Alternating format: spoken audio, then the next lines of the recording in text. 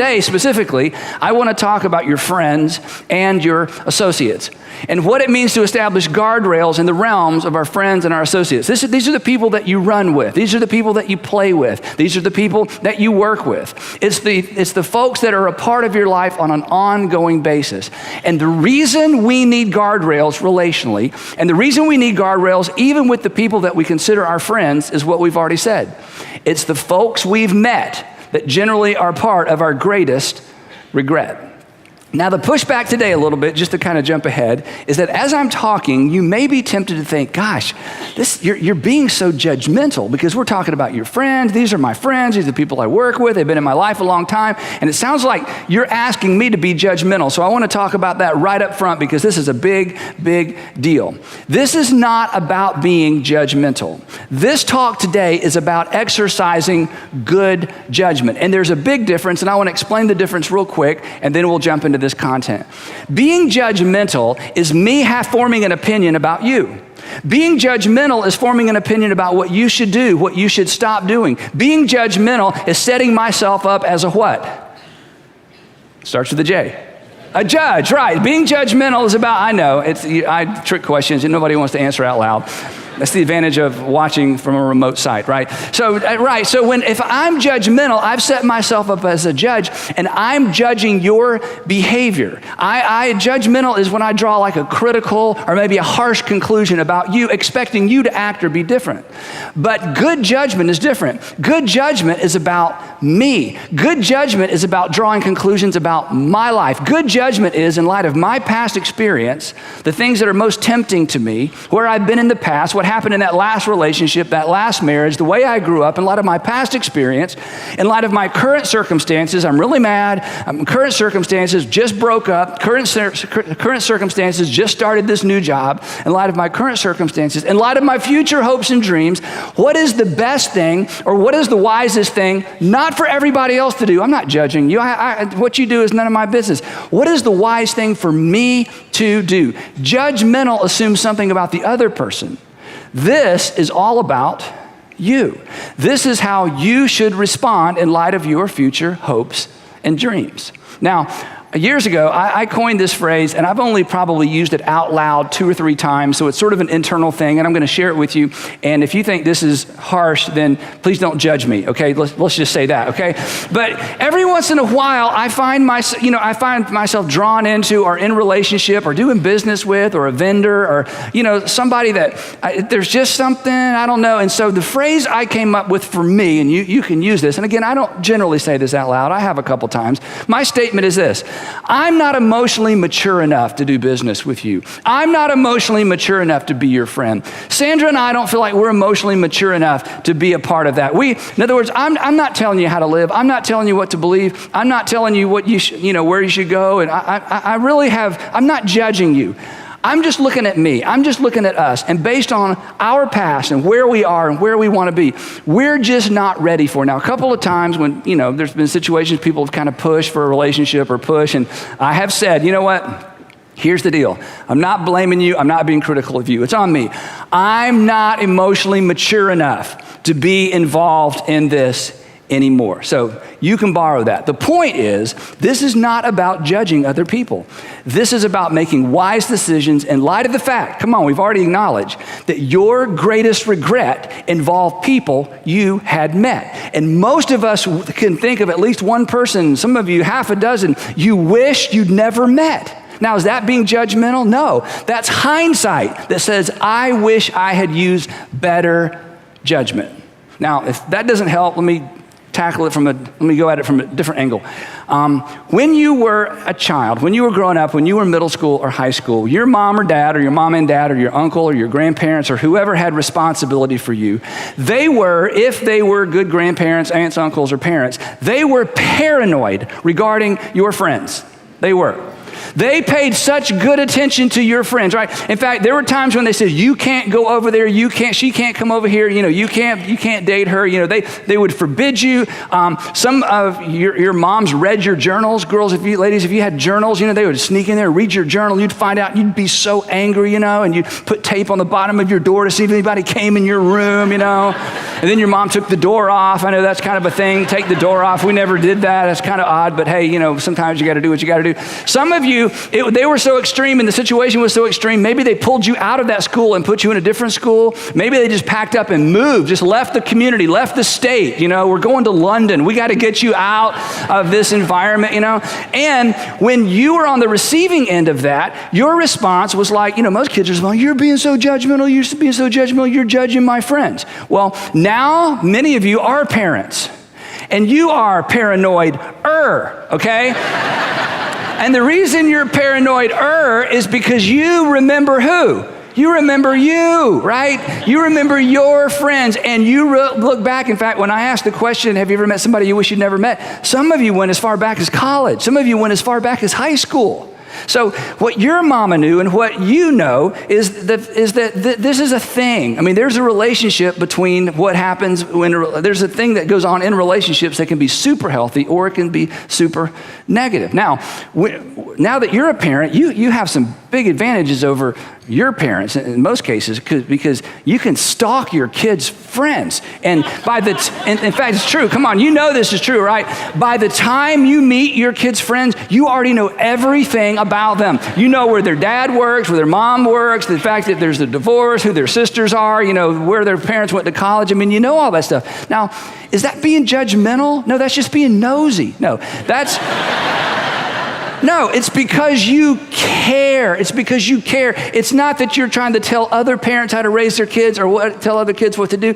It's because you care about the person that God has put in your home, your son or your daughter. And when you kind of come down on them hard, they say what, we all said, you're so judgmental, you're so judgmental. And as a parent, you're saying, no, I'm just exercising good judgment. I'm exercising good judgment. And the reason is because as I said, what your mama knew. That our friends, that your kids' friends, that our friends determine the direction and the quality of our lives. This is just true, that our friends determine the direction and quality of our lives. Let me say it this way, that the thing that makes friendship marvelous is also the thing that makes it so hazardous and so dangerous. The thing about a great friendship or a great group of associates is that, you have stuff in common. It's easy, it's relaxing. But what happens when you're around people you consider friends, and this is supposed to happen, is you drop your guard. You let your guard down. And with certain groups of people, that's safe. But with other groups of people, that's dangerous. But that is the nature. That's not a good or bad thing. That's just a thing.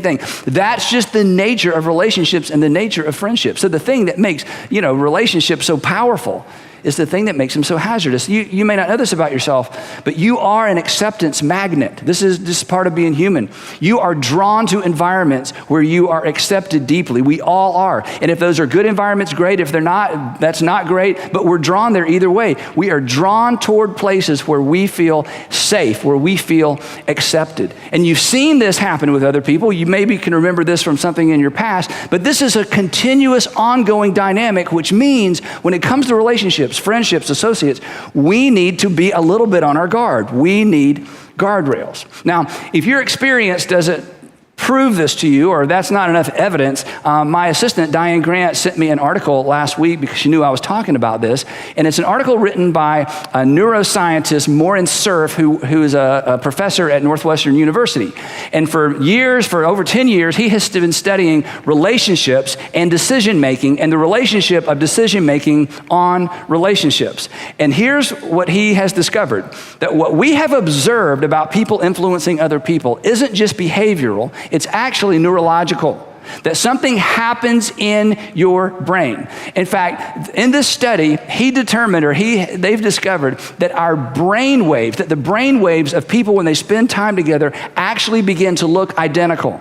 That the brain waves, before the behavior, before the attitude change, there is something that happens on the inside in our brains when we spend time with other people. Brain waves begin to line up. Now, that's kind of scary. That can encourage you or discourage you. Here's what he says, a couple of statements from the article. He says, the more we study engagement, we see time and time again that just being next to certain people actually aligns your brain with them. So look to your left, look to your right, okay? That while we sit here together, your brain waves are being aligned with him. In fact, it just happened. It did. Let me tell you how it just happened. Words came out of my mouth. I vibrated the air in the room, and your brain took those vibrations and turned them into words, and then you laughed with people you've never met with before. It just happened. Your brain wave, just me making you laugh together kind of lined you up. That's kind of scary. He says, this isn't just behavioral. This is neurological. He goes on, he says this, and this is pretty powerful. If people want to maximize happiness, that's me, and minimize stress, that's you. Don't we all want to maximize happiness and minimize stress? Look at this conclusion he draws. They should build a life that requires fewer decisions. How? By surrounding themselves with people who embody the traits they prefer. That if you surround yourself with people who embody, that is, live out the traits you prefer, he says, without any effort, without any decision on your part, your brain will begin to line up with the people who are becoming the kind of person that you ultimately want to be. Now think about that. Last statement, he says this. He says, over time, they'll naturally pick up on those desirable attitudes and behaviors. But the flip side is true as well. Over time, you can pick up on undesirable attitudes and behaviors. With no effort, just being in proximity, simply doing life with, being with people who are moving in a particular direction, something happens in your brain and in my brain. Now, is that judgmental? No, that's just true. This isn't about judgmental. This is about exercising good judgment. If this happens automatically, what should you do? If this happens automatically, how do I harness that? How should I respond? This isn't about being judgmental. Come on, look over here. This is about your future. Your future will be impacted by the people you spend time with.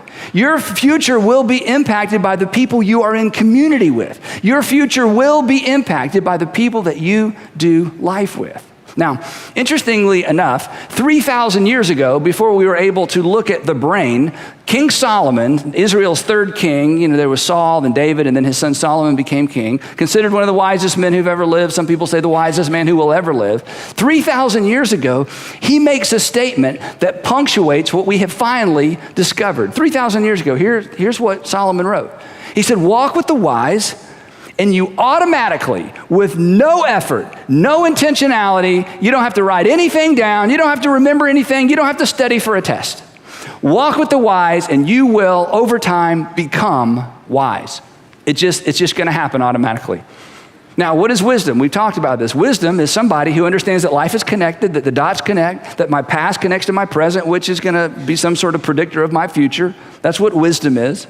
And he says, if you spend time with wise people, over time you will become wise. That wisdom is contagious. Imagine that.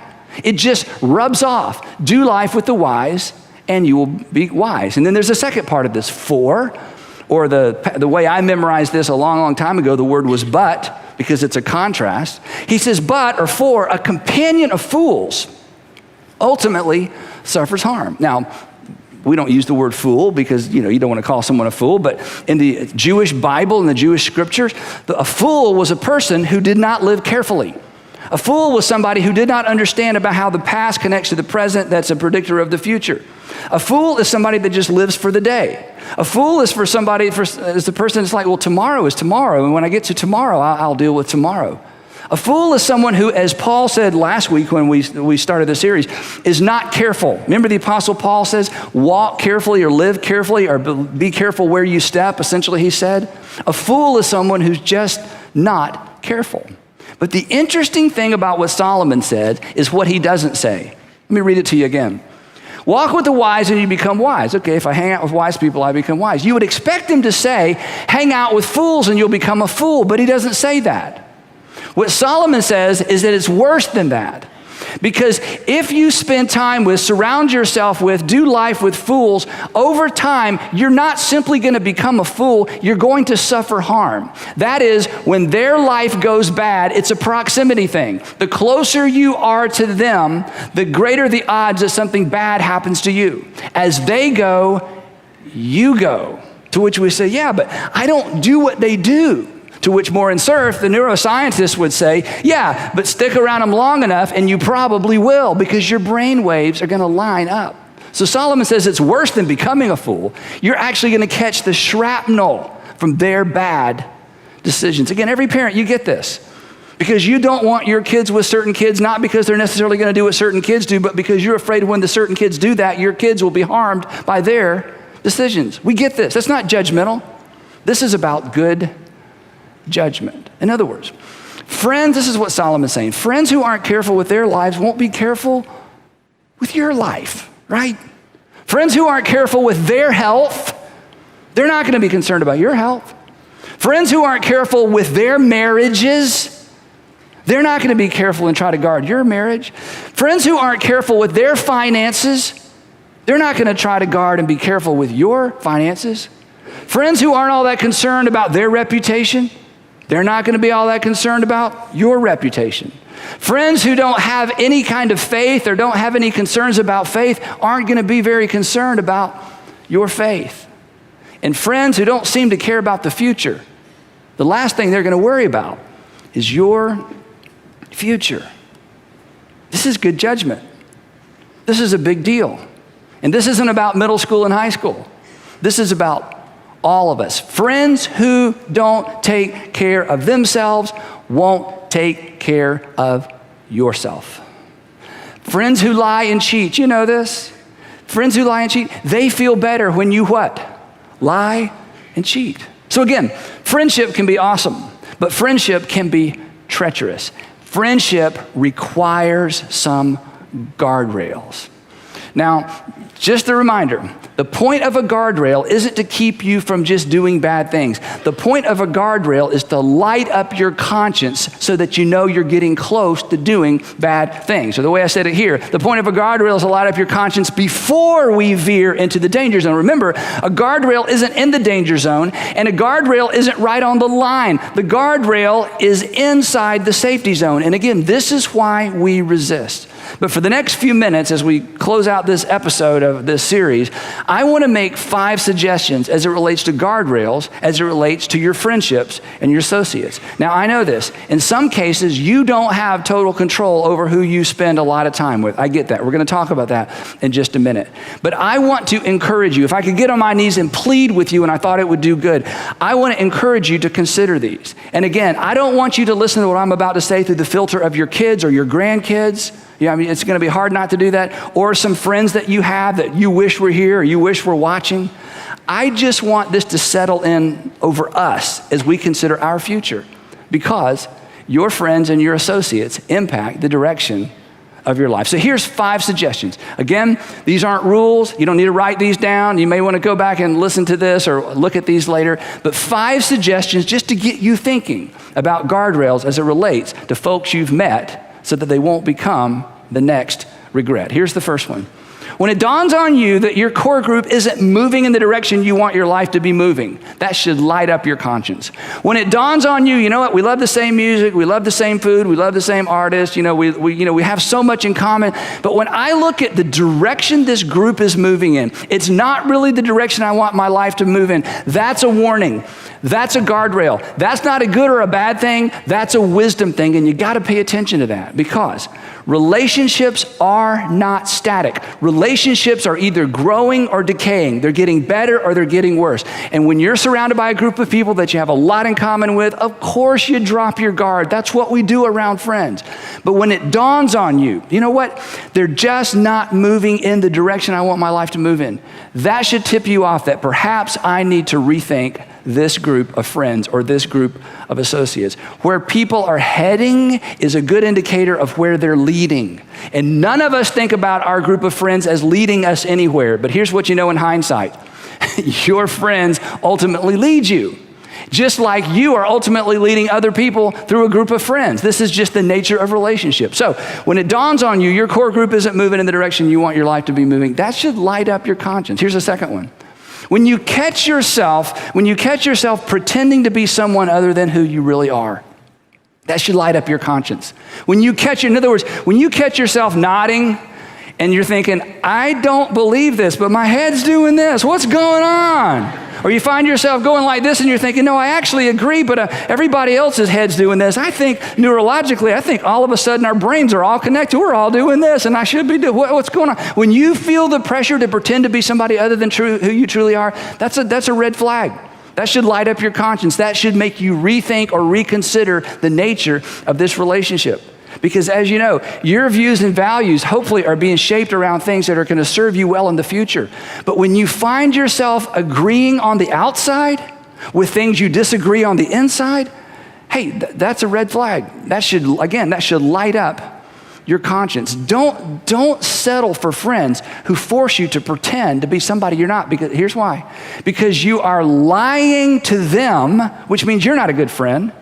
And if you lie to yourself long enough, you will become someone other than yourself. This happens all the time. And pretending is lying, and pretending is never healthy. So if you're, again, surrounded with friends and you find yourself pretending to be somebody other than you're not, you just need to pay attention to that. Do you need to do something immediately? I don't know. But you need to pay attention to that. Third one is this. When you feel pressure to compromise. Not once you've compromised. That's, we've gone past the guardrail into the ditch, right? Not when you've actually compromised, but let me put it this way. When something that before wasn't a real temptation, but suddenly it's become a live option, that should light up your conscience. When something that's never been a real temptation before becomes a live option, you've always just said, no, thank you. No, I'm going to go. I'll go on home. No, you guys go. Or you ladies, you go. And you find yourself driving home thinking, you know what? I think I'll go. Or no, I shouldn't. When what has never been a temptation, never been an issue, never been a problem before, when it becomes on the inside, when it becomes right here, a live option, a real consideration, maybe I should rethink that. There's probably nothing wrong with that. They're always inviting me. That should just light up your conscience. Now, what should you do with that? I don't know. That's up to you. But it should bother you. It should bother you. It should bother you. Again, not when you've crossed that line. When suddenly you find yourself imagining what it would be like if you had. The next one, number 4, is this. When you catch yourself thinking, I'll go, but I won't participate. Now, or you laugh. I'll just go, but I won't participate. Let me just ask you a question because it'll bring instant clarity to this. Would you buy this from your 14-year-old daughter?